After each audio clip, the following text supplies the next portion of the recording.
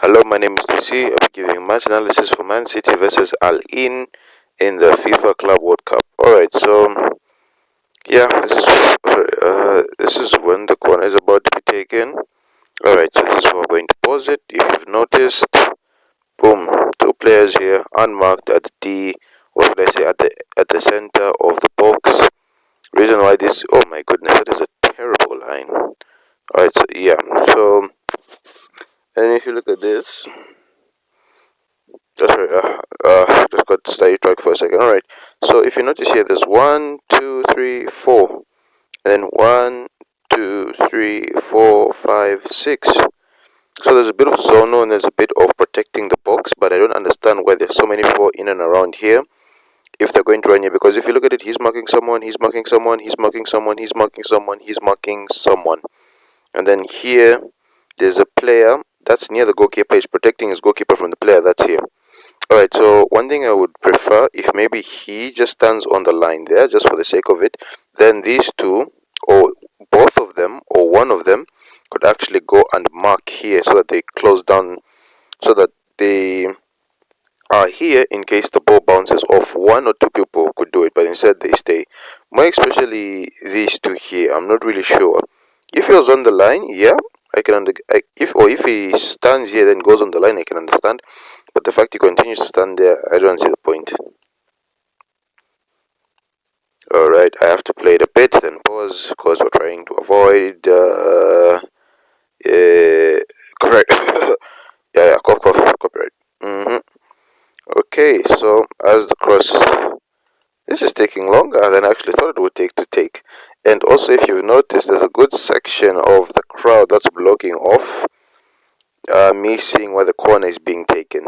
Alright, as this is assuming the corner taker the corner taker sets to kick the ball. If you've noticed, everyone here is running.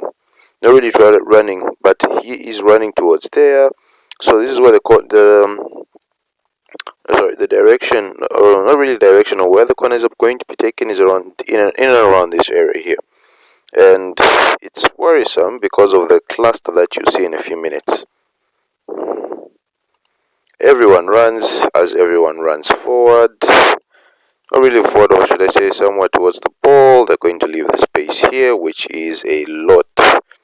And then these two are unmarked, which means if they want, they can shoot first time, they can recycle, they can do whatever they want. So even he could just step back. Otherwise, the person that was here has not gone on the post but has just joined the cluster now.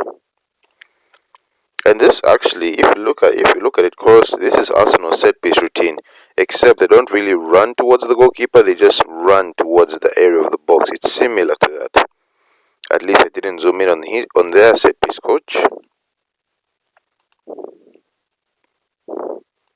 All right, so like I was saying, he gets first contact because he's free. Yeah, he's free. He simply gets it because he is in an area that allows him to attack the ball. All right, then here he takes it. I like how immediately he goes to cut this out, but at this point his focus shouldn't be on intercepting the ball. His focus should be on blocking him or trying to prevent him from recycling it too easy, or either having a shot or looking to play someone. Unfortunately, that doesn't happen because he gets it done very easily. See, and then it's that easy. Then the goalkeeper here. Alright, he is here, which I can understand, but the way Gundogan scores this goal tells me this goalkeeper. I know that it's a chip, I don't know, it's a mistaken cross, because if you do look at it before the cross is even taken, Gundogan has looked up, then looked down again. He's noticed Akanji is alone. Haaland can fight for this ball. I think this is Ryan Cherki can also go and intercept this space that's here. It looks small, but if you can run into it, it's not a small space. I feel the goalkeeper here, with better footwork and more stability, he can save this. Because look at the way he moves backwards. I mean, I know the ball is quick, but I feel as if at this point you're not really trying to assume where the shot is being taken. You're trying to you're trying to get in place to block either claim that ball or just Just how can I say, punch it out. And I feel as if he takes bigger steps here, because he takes very tiny steps, because I understand he's a goalkeeper, the tiny steps are there to set the goalkeeper in place. But if he takes bigger steps and then he's in a more stable position, because by the time the ball is coming, he's already falling over. And then at least if he jumped and then he was trying to fall over, because there's that assumption, he'll punch it out or just keep it out, so that by the time it's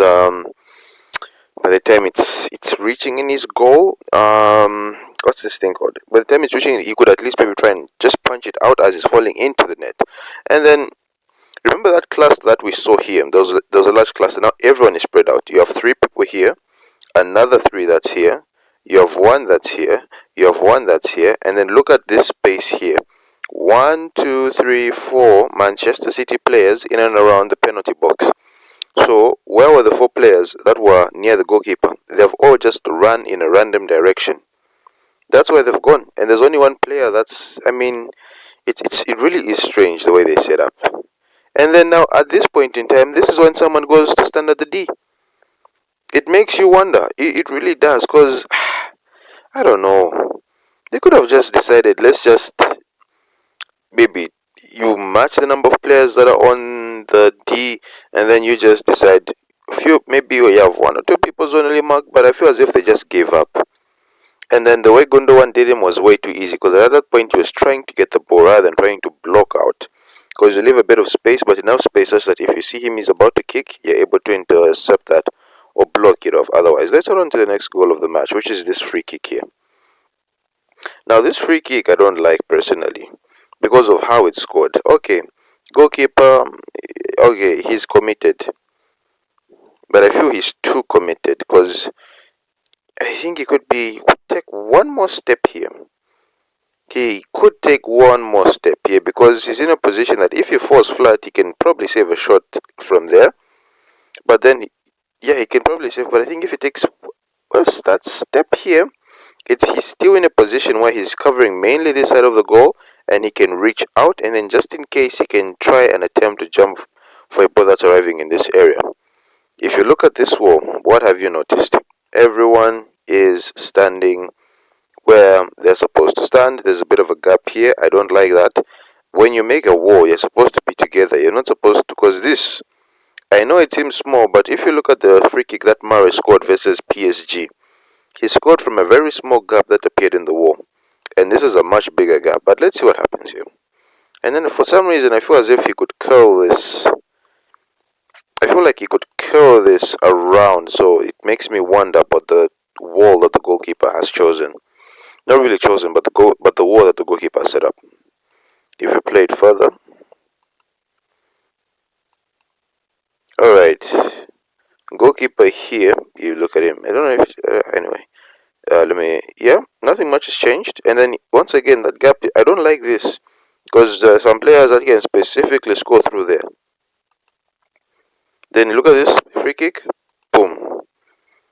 Now let's play it hopefully a few frames behind. I really need to get an app, not really an app or software that allows me to go through frame by frame just to pick the perfect frame. Alright, look at where the goal is. Let's boom. Now look at where the ball is. Look at where the ball is. The ball is here. This is for easy identification. And the goalkeeper is here. And look at the area of the goal in which the player scores. It's the middle. I don't feel comfortable with that. I really don't feel comfortable with that. I feel that's too easy. The goalkeeper here, once again, he's got his wall wrong, and also he's got his own positioning wrong. Because let's play let's play it to where the free kick is taken, because I want you to notice something. So I'm going to pause play as quick as I can. Okay, I've made a mistake there, but I stopped pausing for some reason. I don't know. This is why I really need to get a software that allows me to go through frame by frame, because surprisingly, in a game that's played for 90 minutes, there are certain frames that are more important than others. Yes, they are. Alright, as he takes the free kick, now look at this wall. Look at this wall. He's jumped turning, He has left that gap. He's jumped. I mean, everyone here is jumping in their own direction. Because, I don't know, it just doesn't feel right. That's why other teams, you'll find players are interlocking their arms so as to avoid this problem. Or they'll just squeeze tight into each other and they make sure they jump. Because what's this? Everyone is turning. I mean, even if the free kick was, I wouldn't be surprised if the free kick went through. And also the keeper here, at this point in time, if you look at it, the top of his body is shifting to this side. The bottom of his body are planted this side. So this dot represents him shifting this side. The other dot represents him this side. I don't know. It felt as if he was trying to trick the free kick taker, in which he takes a step here, but he jumps the other side. But instead, he's just tricked himself. He really has. And just the area of where he scores the okay. So this is where the free kick is scored. I don't think the keeper does well here. I really don't think so. Boom. Nah. Okay. Let's see another the frame. And surprisingly, in a 5-minute highlight video, there were so many replays. As in, so many replays. I really wonder why. And it wasn't even an extended highlight. So, boom. Beef. I mean, look at, he's already knelt down. So, I think that whereby he tried to trick the attacker in where he was going to dive, he just really tricked himself. Because here, look at the amount of separation that's here. Big gap, and also there's a gap in between these two players. And then look at how close the ball goes to the keeper. Because I know it hits the post, but come on, this is within the keeper's reach. It should be. Because it's not really in the corner. It really isn't the corner of the goal, but I know it does hit the post, but I feel the keeper should at least attempt. It's the way you attempt is like, if you just fall flat, sometimes it means the ball's been struck really hard, but sometimes, nah. Anyway, that's my personal opinion. And surprisingly, in a 5-minute highlight video, they do not show the foul leading to the penalty, which I find strange. I really do find strange. I wonder why they don't do that. No, I really, really do wonder why. This highlight video is 5 minutes, yet they don't show the foul leading up to goal. It's because they're replaying the goal so many times. Alright, Haaland with the penalty. The commentator was even reminding us of his penalty record and Pickford being the last person to, save his penalty. Haaland on the penalty spot, goalkeeper. I don't know, he just doesn't look imposing on the goal. I don't know, he just doesn't look imposing in goal. Like when Donnarumma is in goal, he just gives off that he can reach, like he can reach the corners and whatnot. But for him, I don't know. And yeah, easy penalty. We won't talk about that too much because Erling Haaland good at penalties. Also, they don't show us the foul leading to the penalty. Cough, cough. All right, so 56. Haaland, Terminator. What do you notice? Tell me, what do you notice? What do you notice? Oh, yeah, you've noticed. This gigantic gap where there is no one in the middle. Nobody at all. And the funny thing, not really the funny thing, the thing about this is that at this point, yes, the gap is not as apparent because you ask yourself, did they score? But it's the way that football is that the gap will simply move. The gap is here, and as they're tracking back and they're tracking back, they'll track back to an extent that it's either the gap maintains its space, maintains its size, or just increases in size. But if you look at it, this guy is actually, in a way, well equipped to deal with this, because if you look at this, let's not even go that far. Let's just draw a line here, because if you look at it, this is a 4v3, and the only thing here that is the long ball. As the ball is getting played, he can tuck back in, but this gap is way too big. It's either in this try, and this is a 1, 2, 3, 4. So which means there's a striker somewhere here out of frame, I'm assuming. But if they just stuck together, maybe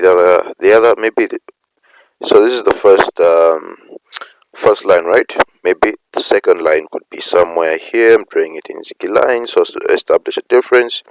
Other line could be here. Two attackers somewhere here. That's what they could have done. Otherwise, oh no, maybe there was a red card. No, there's no red card in this match. Anyway, let's play it forward.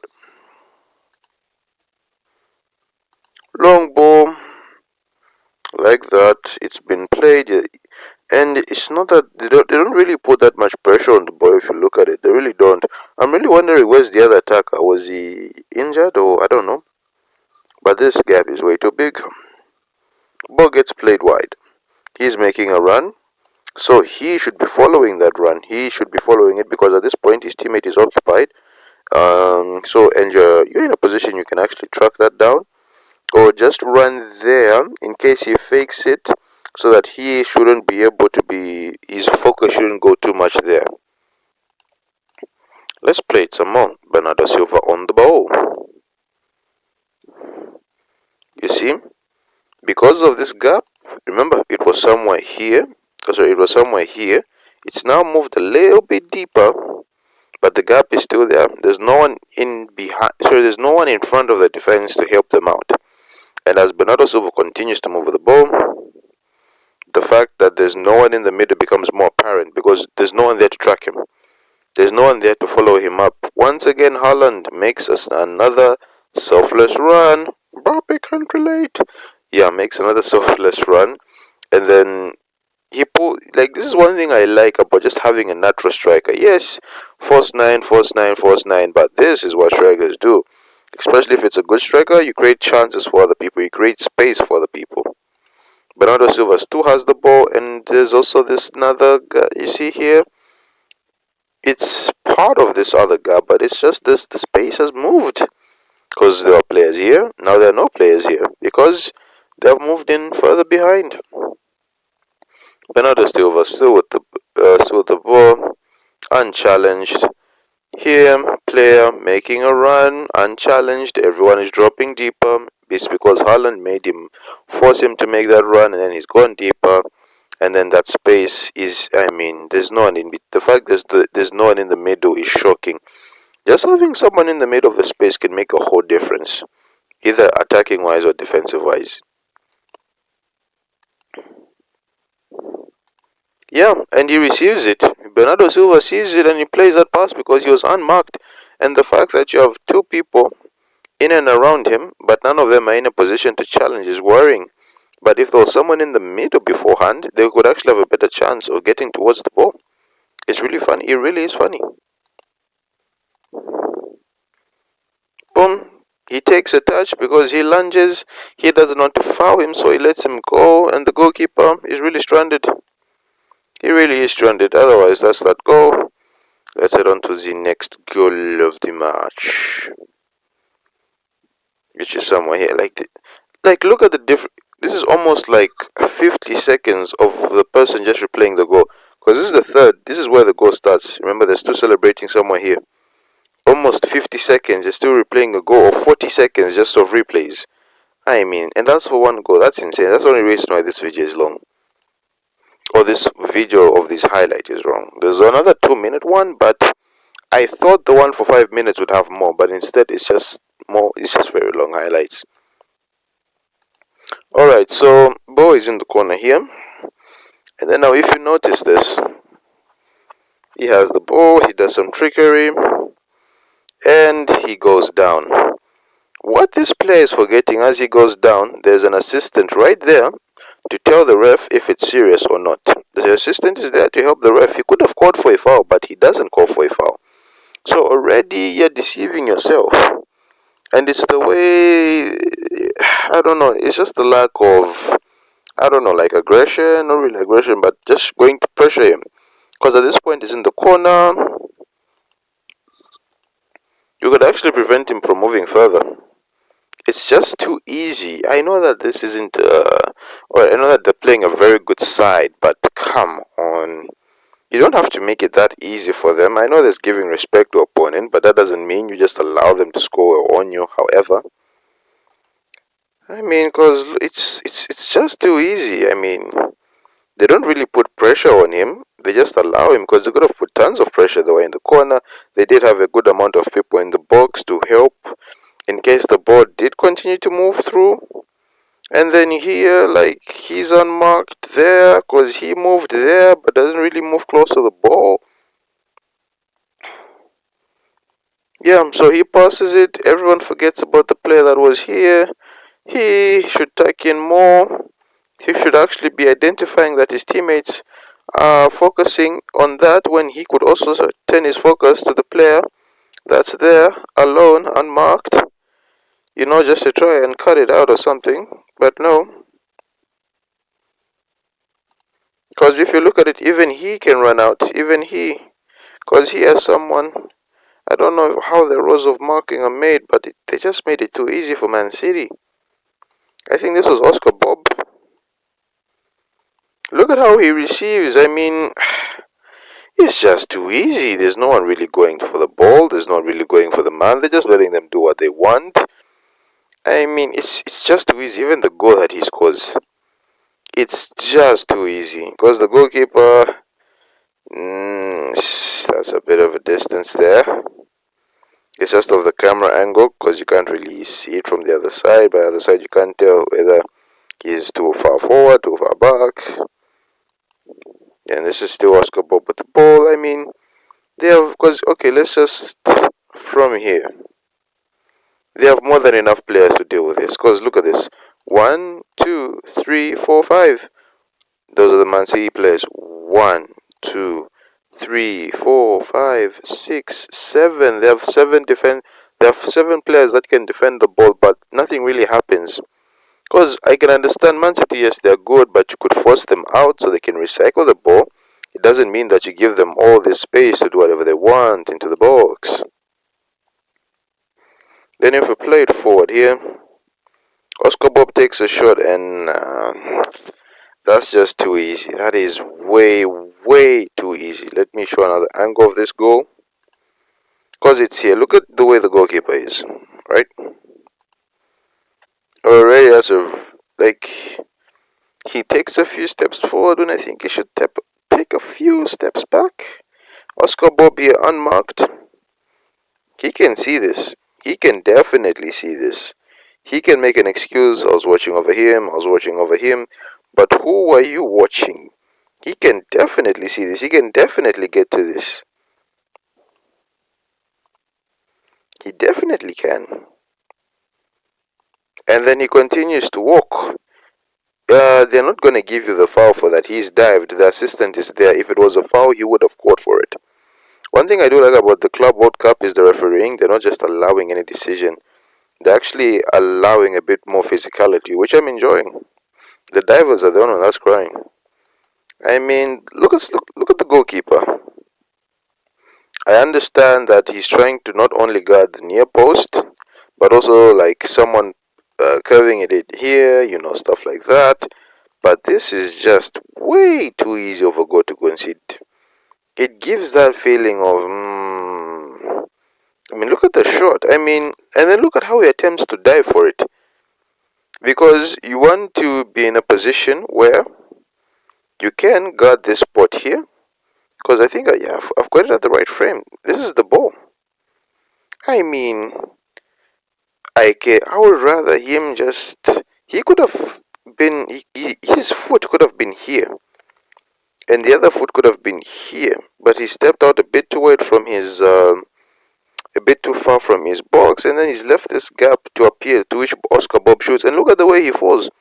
He has no chance of getting that ball. He's too far from the far post. He's protecting, from the near post. He's protecting this side more, and there's actually a defender here to probably help with that.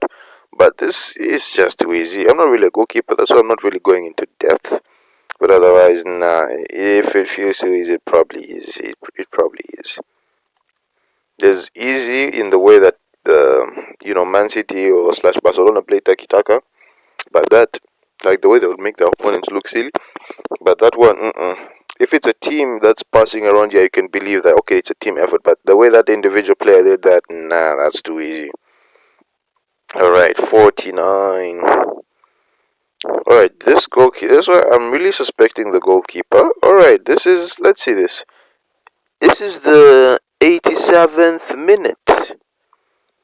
You are 5 goals down, and then you're taking the risk of playing behind the back. I can understand what they're trying to do. For other clubs, it's a philosophy of we'll do this no matter the scoreline, but come on, give your fans a break. I don't mind them booting it up, probably, or just booting up in like they boot it up the pitch, and then they put a good number of players around where they assume the ball will drop so they can be able to get it. But otherwise, this goalkeeper here, I mean, if he's trying to play it into him, that's already a risky ball because there's someone near him and he will immediately get. Anyway, maybe it's good, but the goalkeeper makes a terrible pass. He practically gives it to Manchester City. And at this point, Man City already have enough people in and around the box to do something about it. Boys played, I mean, he's really unmarked. I mean, he has the space not only to receive the ball, but actually play a dummy. That's how much space he had. And what I do like is that he quickly plays it. He plays a pass. Because if Haaland wanted, he could actually turn either with the ball or just turn his body, swivel and shoot. Because look at this gap. Defending with terrible goalkeeping. It's a lovely one too. Ryan Cherky sizes it up. Ryan Cherky scores. Boom. Could the keeper have gotten that? Let's just reverse it a bit. Because if you look at it, he's not really on the center. Okay, this is where he is. This is where the ball passes through, which seems to be centrally. Could the goalkeeper have? Yeah, if he was standing on the center of the pitch, he definitely saves that. So I don't know what happened, but you know what, the goalkeeper. Yeah, I'm gonna give him a hard time because suspicious. But anyway, it's also with bad defending. Bad defending, terrible goalkeeping leads to things like this. 6-0. Anyway, don't forget to like, share, and subscribe, and I'll see you in the next one. Aline, please check your goalkeeper. Yes, I'll see you in the next one. Goodbye.